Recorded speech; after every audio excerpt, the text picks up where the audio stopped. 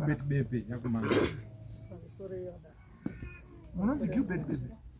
Mudzimai wangu ndiye anga. Alright. Kandinesa kuti Gilbert yati kwenda kunoona wakadzi. Pane zvakaitika ndando. Alright. Taura. Inini ndakati musi 30 July gore rapera. Ndikuitei. Inini ndakati musi 30 July gore rapera. Nditori pamba pangu vandavhura mbudzi kumatoro. Mbudzi dzadziri 7. Ndavhura mbudzi kumatoro fuva dzaenda kumagadhi. Saka dzakabva dzaenda kopinda mugadhi nemabasa maro wambudzi dziya. Kuzoti kuma2 ndione mbudzi dziya dzati kuuya. Dziri kupa mafuro. Mbudzi kupupa. Kamwana kangu kakaripo mu3 kuchikoro. Karuya kari kumhanya kuti naye ndazwa mai panext door.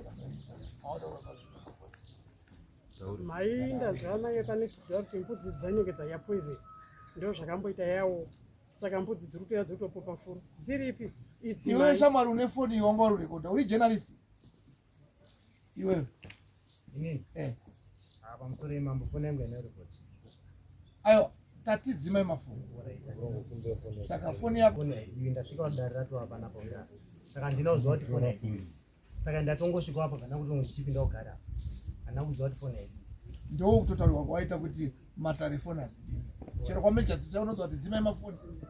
Saka watotaurwa kupara mhosva ndiko kuti uzive.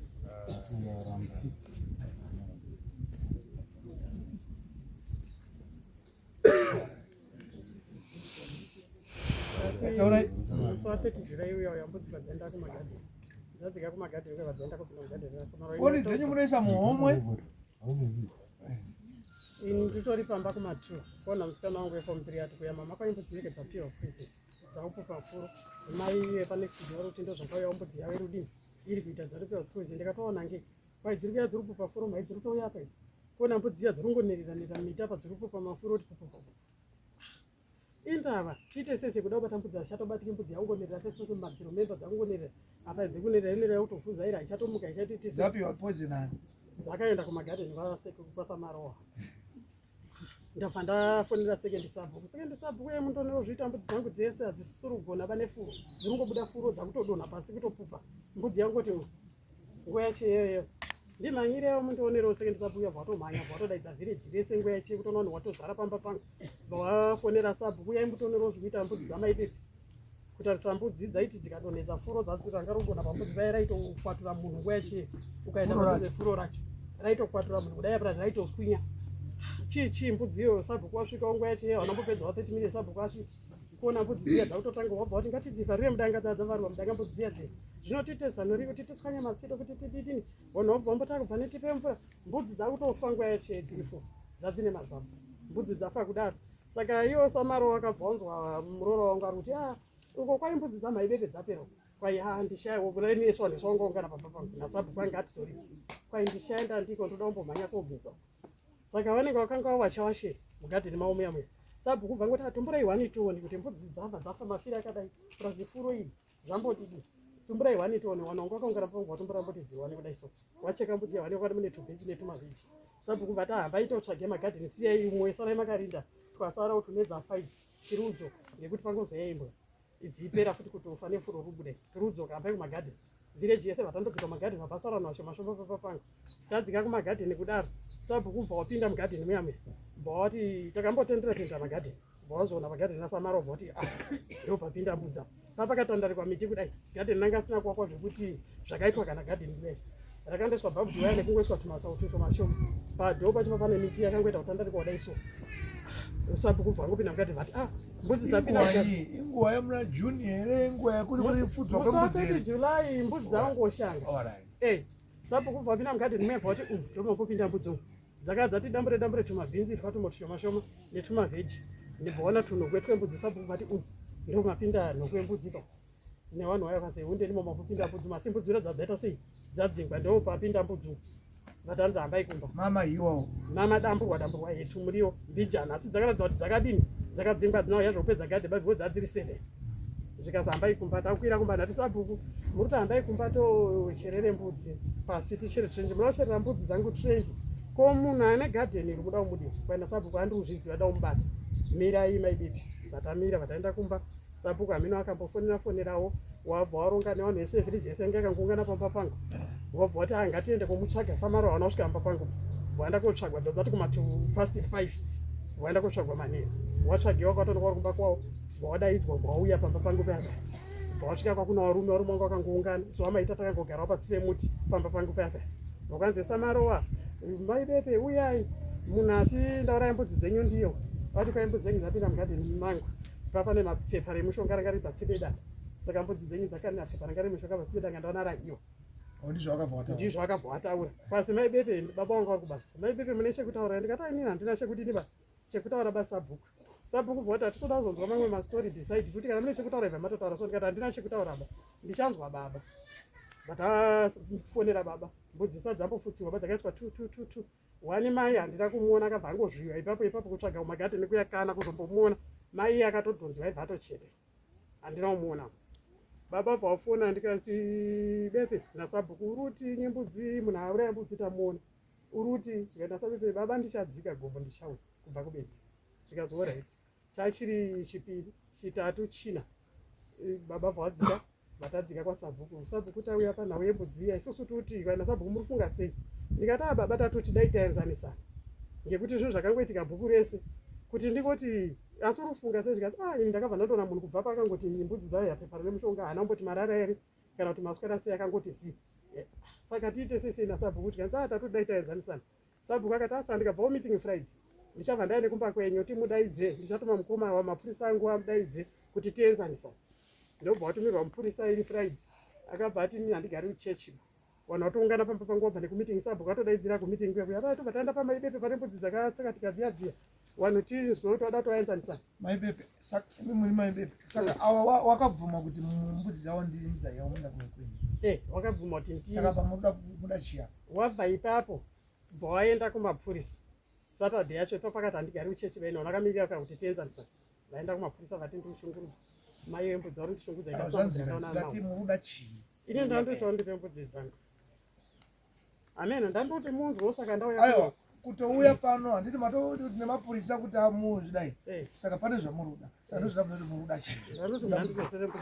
Samarowa hanzi dambudzisa pamusoro wedasi, pamusoro echangamiri. Ini zvakaitika ndakasvika shuwa kugadheni kwangu, bhinzi dzangu dzahiwa nemuriwo, asi mbudzi handina kudziona. Ndakasvika dzabuda, ndasvika dzabuda kudaro ndakabva ndakungoenda kumba. Ndaenda kumba ndipo Sabhuku akanditumira mukomana zvikanzi urudiwa kuno. Ndakaenda shuwa pamba pavo, ndisvika vanhu vakaungana zvikanzi tine nhau yembudzi dzafa, mbudzi 5 asi paonekwa 4 dzahiya mushonga. Ndikati ashuwa inini ndakafirita bhinzi dzangu, ndikafirita futi muriwo wangu, ndakabva kufirita mai magai pane 2 days ndafirita. Rimwe pepa ndakaisa pasi pemuda ndinochengeta mugadheni mokuitira wana kuti pamwe wana agona kuzotora mumba waihya. Ndawana shuwa chafofonwa chipepa anaura baba kanzi ndiyo nhau iripo. Sabhuku akati mai nhau handigoni kudi iye mogona kutaurirana nemuridzi. Mai vakanzi muri kufungei? Vakanzi takamirira baba. Vana kuti tine urombo nezvaitika kai baba achaya weekend. Takamirira baba weekend. Baba wacho akazoya ndipo akaenda kwaSabhuku. Watana Sabhuku. Sabhuku akati Friday titoya kuenzanisana. Ndikati mupurisa akauya kwandiri. Ndati mupurisa wauya inguwanyi dzatida kuenzanisana dzacho. Zvikanzi kune meeting wachamboenda kumeeting. Kana wadzoka kumeeting ndo pachazotienzanisana. Ndikati okay paiza kuti mhanya koronga kuchechi asi ndiudzoka ndisupedza nguva. Poshuwa ndakadzoka ndikana mupomba paSabhuku. Sabhuku ndauya.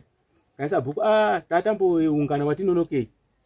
Saka zvatinonokei chiendai motaurana naBepe nenhau yembudzi. Ndaenda shuwa ndina tete wandandinaye. Tikasumuka shuwa tikaenda. Tiri munzi asati tasvika ikoko Sabhuku akandisumudzira foni wakafona zvikanzi Bepe afona.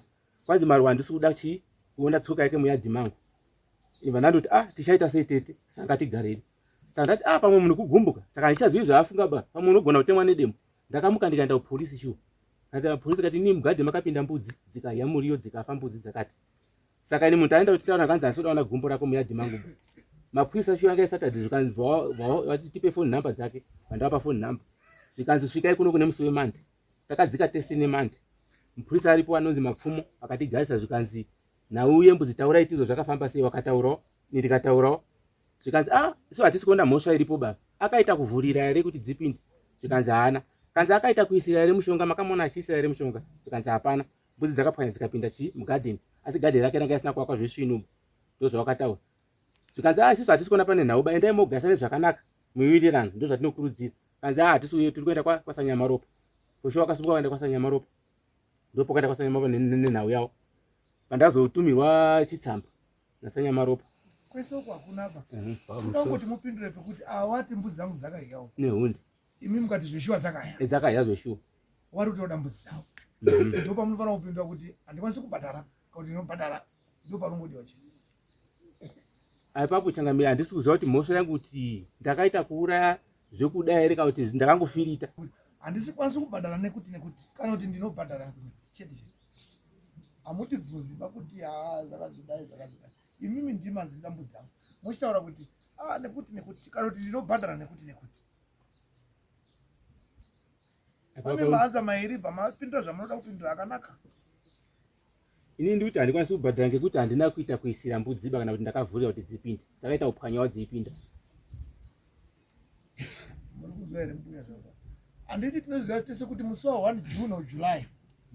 Mbudzi dzinovhuriwa nemombe hadzichafudzwiba. Kureva kuti munhu ane munda wake uri kunofamba mbudzi ndiye anofanira kurinda. Ndizvo? Ndizvo.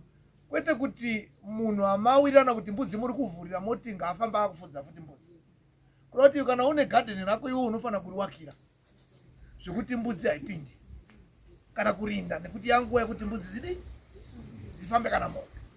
Kunze kungadei dzakauya usiku tinoti dzasina kuvharirwa nei. Kuno kumaruzevha kunonzi musi wa1 tinowirirana kuti mbudzi nemombe hadzichadii. Zvokuti munda wako ukahiwa masikati nguva yekutanga musi wa1 kuenda mberi, munhu ane mombe dzaya haana dambudziko.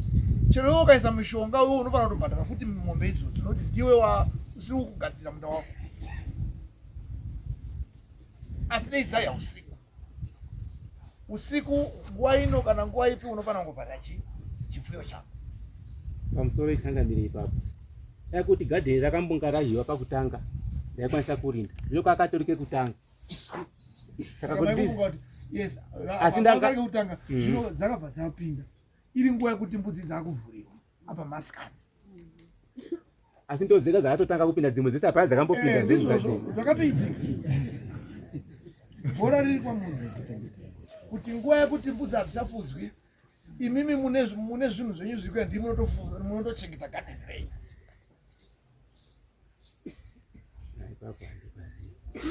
Zvokuti kuinyora judgment chero mukaita pino mukaenda kupi nekupi munobatwa nemhosva. Munovabhadhara mbudzi. Ende zvitori nani kuti kuidimbura ichiri padhuze musina kuesa mari.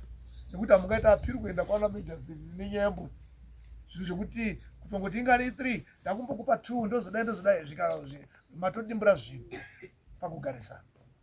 Nekuti kuisa judgment apa zvamuri kufunga muchaita asi munouya muidzokera chete. Uye zvakanaka uine bambo egadheni kuenda kunoniketa navana bepe. Sezvo zvinhu zvaitika. Muenda kuti sorry ndizvo zvaitika.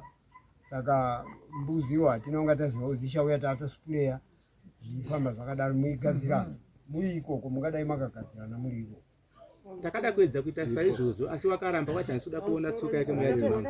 Pamusoro wakaindirushungurudzwa usina kubvira wandoona ikaenda kudarika 4 waidaidzwa waitumirwa mupurisa wachingamira wasingaendi. Inini ndati uyo dai akauya kunemi wasingaendi nasabhuku ndaitoenda naye ka4 ndati dai akauya kunemi bambo uyo wegadheni dai akauya kunemi asina kuenda kumapurisa. Manyaienda kumapurisa kwasabhuku kudare kwacho haana kuuya, kwaSanyamaropa kudare kwacho tikaenda ka4 haana kuuya.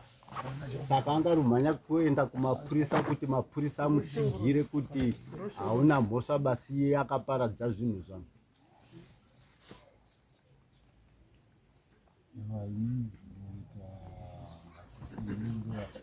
Muri kudei pazvinhu zvenyu zvakafa zvipiro zvenyu tisataisa judgment yekuti zvakati imimi muri kuda mbudzi dzenyu dzidzoke. Aiwa, kana tichitaura muri mukoti munobvunza munofanira kupindura chinhu vanhu. Hatisi kutaura zvinhu zviri ba. ndochinhu chamunofanira kuziva kuti ndikaenda pindwa mukati medare ndabvunzwa mubvunzo wandinenge ndabvunzwa ndinokwanisa here kupindura mubva mangopindura one kati. Saka muri kuda mbudzi ingani mbudzi dzenyu? 5. Mabasa marowa muri kuinzwa dare riri kutaura. Munofanira kubata mbudzi dzamai avo mudzorere mbudzi dzawo 5. Aiwa, isusu hatisi kutonga mazamu baba napo. Ndinofanira kutonga zvinhu zviripo zvamataura. Ndozvandofanira kutotaura. Ndinofanira kudzoka mbudzi dzenyu dzingani 5 dzakakwana. Kwete kuzopuhwa tunyenye muchitambira. Munouya nadzo dzoonekwa nedare nemapurisa ari pano kuti ndaakudzorera mbudzi dzambuya waya. Tanzana. Ndinotaura ndiri kupanzwa mambo. Asi dzandakaona ii ndakaona 4 yechi5 yacho ita vanyana kuona dzamakaona zvacho uyai nadzo macost of suits ka samoni renyu makanyora kuti muruda mbudzi hamuna kunyora macost of suits munotoya futi muiita new samoni nekuwa samona futi rakanyora kuti ndikuda zvandakawesta pandaitongwa panyaya yakati.